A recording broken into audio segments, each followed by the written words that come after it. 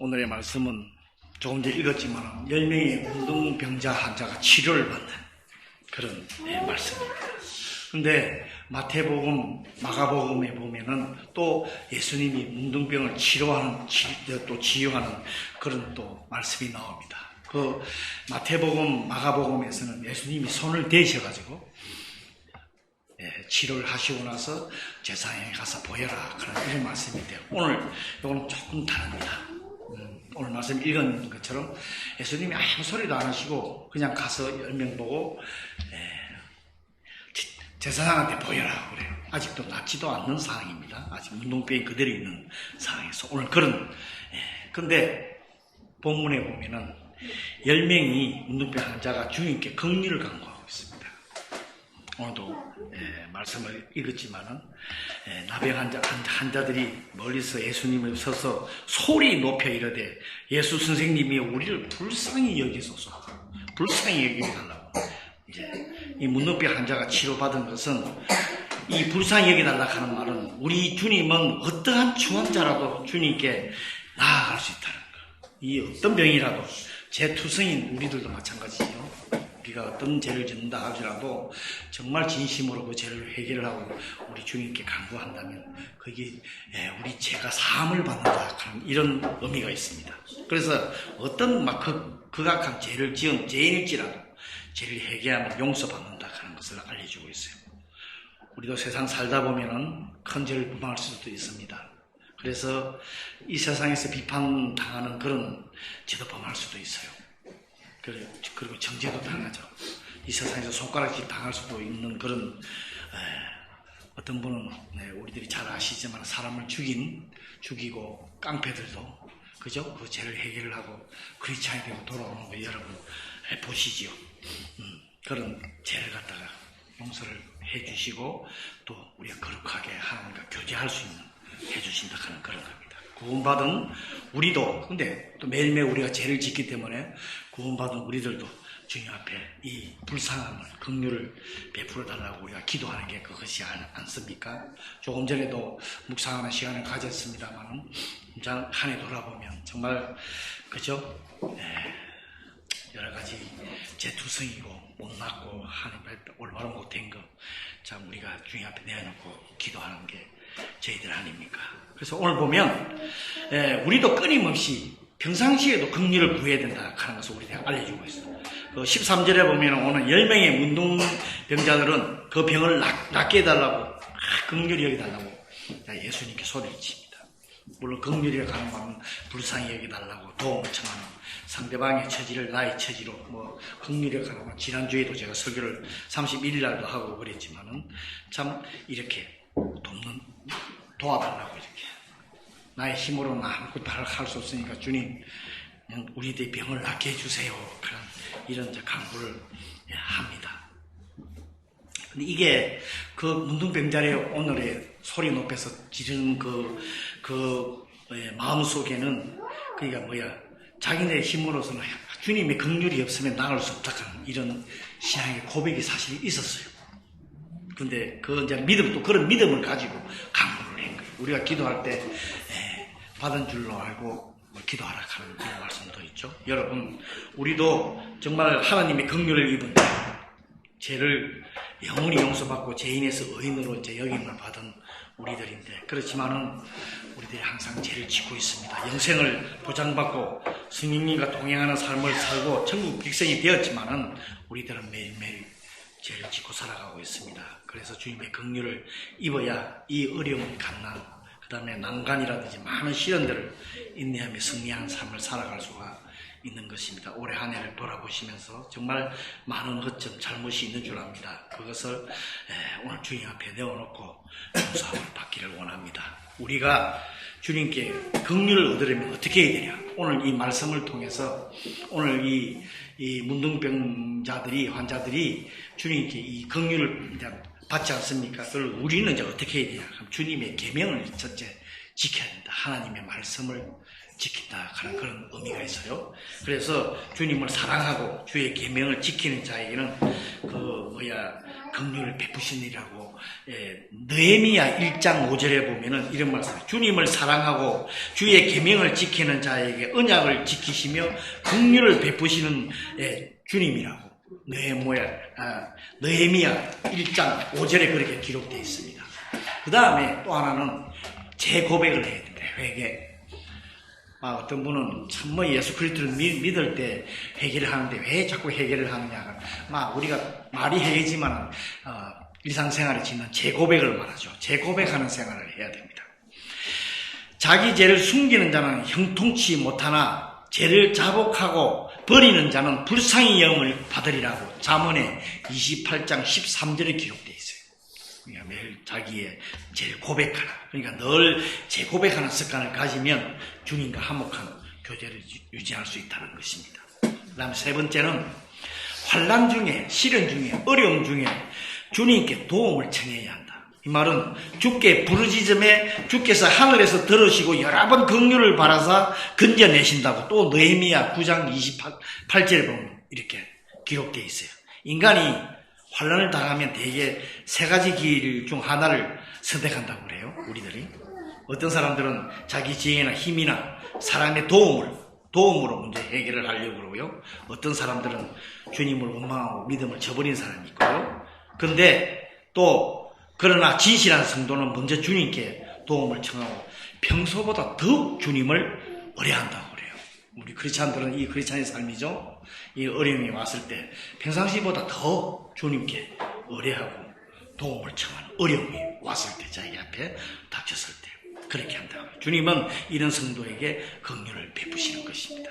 왜 이런 성도한테 베푸냐 그러면 하나님의 주권과 능력을 인정하고 믿는 사람이기 때문에 하나님은 자기를 믿는 사람들은 꼭 긍휼을 베푸십니다.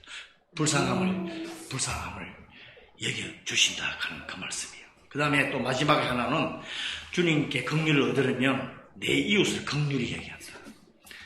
성경 말씀에 보면 마태복음 5장 7절에 보면 이런 말씀이 있어요. 긍휼히 여기는 자는 복이 있나니 저희가 긍휼하심을 받을 것이라. 마태복음에 보면 그죠? 천국에 대한 얘기를 하다가 그게 예수님이 긍휼히 여기는 자는 복이 있나니 저희가 긍휼히 여김을 받을. 이 말은 자기가 상대방을 긍휼히 여기면 자기가 긍휼함을 받는다. 이 말이에요. 그래서 이웃의 곤란을 내 곤란으로 여기고 도와주는 자가 하나님께 긍휼의 여김을 받는다 하는 거예요. 우리가 정말 새해에는 다시 주위의 사람들 돌아보면서 어렵고 힘든 사람들 참 이렇게 우리가 불쌍히 여기고 그들을 도와주고 이렇게 물론 많이 하시는 분도 계시지만요. 그러면 하나님의 긍휼을 받는다고 해서 이웃의 죄를 용서해주는 성도가 주님께 제3의 은총을 받는다. 자기 죄 그 정도로 자기 죄를 이웃의 죄를 용서해주는 하나님의 긍휼하시면 우리를 죄 속에서 건져내 주시고 이거보다 더 긍휼하시 불쌍히 해주시면 어디 있습니까? 우리를 죄 속에서 건져내 주시고 그걸 입은 사람들이니까 또 우리도 이웃을 불쌍히 여기고 긍휼함을 여겨야 됩니다. 그 긍휼의 가치를 알고 주님을 사랑하고 실천하는 성도에게 풍성히 주어진다 하는 말씀이 있어요.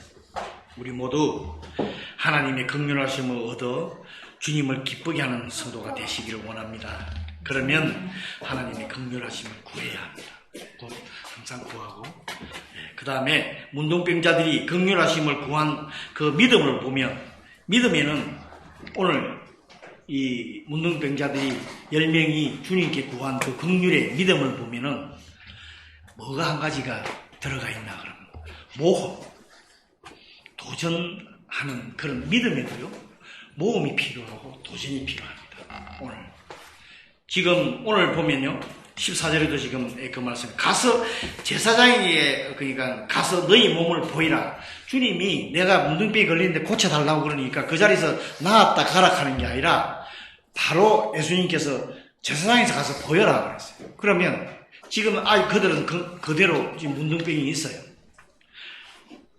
우리들이 가만히 생각해 보면 내가 가야 되나? 아직 낫지 않았는데 왜 가라 그랬지? 갈까 말까? 사실은 망설였을 거라고 저는 생각을 합니다. 그 결과. 그래. 그런데 주님의 순종하는 결과라고 순종을 해서 간 사람이 다 나왔어요. 근데 10명이 다 갔어요. 그죠? 가는 도중에 치유함을 받았습니다. 가는 도중에. 주님은 긍휼히 여기달라고 10명의 문둥병자 그 자리에서 고쳐주시지 않고 제사장에 가서 몸을 보이라 하셨어요. 근데 그들이 병이 나아서 제사장에 보이라 하신 것이 아닙니다. 그들은 모험을 해야 됩니다. 도전을 했습니다. 여러분, 믿음이 있는 사람은 아멘하고 순종하고 가겠지요. 근데 믿음이 없는 사람은 어떻게 할까요? 만약에 일반 성도, 일반 보통 사람이 가라 하면 어떻게 할까요? 안 가는 사람도 있을 거예요. 에이, 저걸 어떻게 믿어? 문둥병 환자가 그 당시는 여러분 아시다시피 문둥병 환자가 길거리 돌아다니면 돌을 던져서 맞아서 죽을 수도 있습니다. 그러니까 얼마나 자기 목숨을 건 도전입니다. 모험입니다. 정말 믿고 가야 하나? 아니면 가다가 돌에 맞아 죽을 수도 있는데 이런 생각을 했을 거예요. 결국 그들은 주님의 말씀을 믿고 요시 죽으면 죽으리라고 가는 순간에 다 나왔어요. 10명이. 여기에서의 가르침은 이처럼 우리 믿음 생활에도 모험이 필요하고 도전이 필요합니다. 왜? 주님은 믿고 나아가는 것. 여러분, 우리 눈으로 천국 확인했습니까? 여러분, 천국 눈으로 본 사람이 있어요? 그리스도를 실제로 본 사람이 있습니까? 천국과 지옥이 있다는 거 확인했습니까? 말씀은 우리 지금 말씀으로만 믿고 있어요. 듣고 있어요. 그런데 여러분, 지금 믿고 나아가지 않습니까? 이게 믿음이라는 거예요. 우리 모두는 보지 못했어요. 그렇지만 주님의 교훈과 명령과 약속을 믿고 지금 천국길을 향해서 걸어가고 있지 않습니까? 마치 탐험가가 한 번도 가보지도 않는 곳에 지도 하나만 보고 가는 것과 똑같은 이게 믿음이라. 우리 말씀만 믿고 나아가는 게 이게 믿음 생활입니다. 우리 새해부터는 정말 이 주님의 말씀을 믿고 한번 도전하고 모험하는 우리 교회가 되기를 바랍니다. 주님만 믿고 나아갈 때 주님께서 꼭 이루어 주십니다. 그럼 이 교회도 지금 3월달부터 그죠? 오늘까지 정말 너무나 감사한 생활을 했습니다. 내년 한 해 기대됩니다. 저도 이런 믿음 가지고 우리 나아갈 때요. 이 숫자도 중요하겠지만 그보다 더 우리 한 사람 한 사람의 믿음이, 제가 항상 말씀드리지만 이 교회 차는 건 여러분 걱정 안 하셔도 된다고 그러잖아요. 이런 믿음이 있어야 된다는 거죠. 모험하는 이름. 정말 만약에 우리가 믿을 수 없는 것을 믿고 믿을 수 있는 것을 믿고 눈에 보이는 것만 믿고 한다면 불신자하고 아무런 상관이 똑같아가는 거예요. 아무런 의미가 없어요. 내가 눈에 보이는 것 믿고 이건 정확하다 해서 믿는 거하고 그런 거하고 정말 오늘의 모험처럼 아무것도 보이지 않는데 주님 믿고 나아가.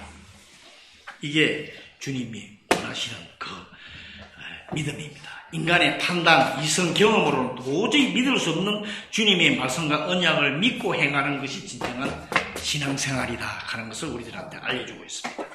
이것을 볼 때 진정한 성도는 우리가 잘 아시지 않습니까? 유명한 지금 이 세상에서 말하면 위대한 모험가라고 하는 아브라함, 모세, 야곱 다 가만히 보면요 믿음의 선진이라 그러지만 정말 엄청난 모험가들이에요. 도전자들이에요. 그죠? 근데 우리도 다 모험가들입니다. 지금 여기 앉아 계신 분들, 저를 비롯해서 다 모험하고 도전하는 사람입니다. 모험심이 없는 사람들은 결국 그리스도인이 될 수 없다고 그래요. 눈앞에 보이는 것만 믿고 가는 사람은 크리스찬이 아니라고 그럽니다. 그런데 한 가지 문제가 발생을 합니다. 오늘도 보면 하나님의 긍휼을 입은 그들이 왜 긍휼을 입었는지 알지를 못했어. 오늘 15절 16절에도 나왔지만 10명 중에 한 사람만 하나님 앞에 와서 영광을 돌렸다고 되어 있어. 이 영광을 돌린다, 하나님께 영광을 돌린다, 우리가 모든 걸 주님께 영광 돌립니다. 오늘 찬양도 했지만 이 말은 뭐냐 그러면 살해한다 하는 의미가 있어요. 내가 은혜 받은 거에 되돌려 드린다 하는 이런 의미가 감사한다 하는 말도 포함되어 있어요. 여기에서 주님이 어떤 목적으로 그들에게 은혜를 베푸셔서 우리를 구원해 주었는지 우리가 알아요. 우리 구원받은 게 주님의 어떤 목적, 조금 전에 그 문둥병자가 낫게 해준 그 하나님의 주님의 뜻이 있다는 거예요. 그것을 알아요. 영원히 심판에서 구원하여 하나님의 자녀로 만드시기 위해서 은혜를 베푸셨잖아요. 그것이 그 베푸신 구원의 진리가 진리를 전하는 사람들로, 즉 하나님의 그 진리, 하나님의 그 능력, 구원하심을 전하기 위해서 우리한테 구원해 주셨다 하는 이런 의미예요. 오늘 문둥병자를 낫게 해준 그 의미가 그겁니다. 구원의 목적이죠. 그리스도를 통해 하나님께 영광을 돌리기 위해 하는 것이 뭐냐 그러면 그거예요. 그 복음을 우리가 다시 전하라 하는 그런 의미에서 우리를 구원해 주셨다 하는 겁니다. 따라서 우리들은 하나님께서 은혜를 베풀어 주신 그 목적에 합당한 삶을 사는 우리 2020년도는 우리 그런 사는 우리 모든 성도가 되기를 원합니다. 이 시간 우리들도 9명의 문둥병자와 같이 하나님의 은혜에 감사하지 못하는 것이 없습니까? 혹시 지난 올 2019년도에 우리가 정말 하나님의 은혜 속에 살았는데 감사하지 못한 생활을 하지 않았습니까? 또 구원받은 자로서 합당한 삶을 살지 못한 것이 있으면 이 시간 주님한테 앞에 내놓고 고백하는 시간을 가지기를 원합니다. 마지막 19절에 보면요, 한 명의 사마리아인이 돌아왔을 때 예수님께서 일어나 가라, 내 믿음이 너를 구원했다 그런 말씀이 있죠. 이 말씀은 사마리아인이 단순히 육신만 치유함을 받은 것이 아니라 그의 영혼도 영원한 그 제사함을 받고 구원을 얻었다 하는 그런 의미 아닙니까? 그런데 10명 중 한 사람만 진정한 의미의 구원을 알았다. 우리도 구원받았다고 그럴 때 이 구원받은 의미의 진정한 의미를 우리가 아는 2020년이 되었으면 좋겠습니다. 9명은 어떻게 됐을까요? 말씀 안 드려도 육신은 치유함을 받았지만 그들의 영혼은 구원받지 못했습니다. 그렇죠? 우리들도 주님의 은혜를 잊어서는 안 됩니다. 그래서 주님을 붙들고 계속해서 긍휼을 구하고 주님이 주신 복의 은혜에 감사함을 주님께 영광 돌리는, 살해한다, 되돌려드리는 그런 저희들이 되기를 바랍니다. 주님이 주시는 일시적인 은혜만을 기뻐하고 그 은혜의 근원 되시는 그리스도를 망각하는 사람이 되지 말고 우리의 운명을 결정하시는 그리스도만을 굳세게 붙들고 하나님께 영광 돌리는 새해가 되시는 저와 여러분이 되시기를 간절히 축원합니다. 잠깐 기도하겠습니다.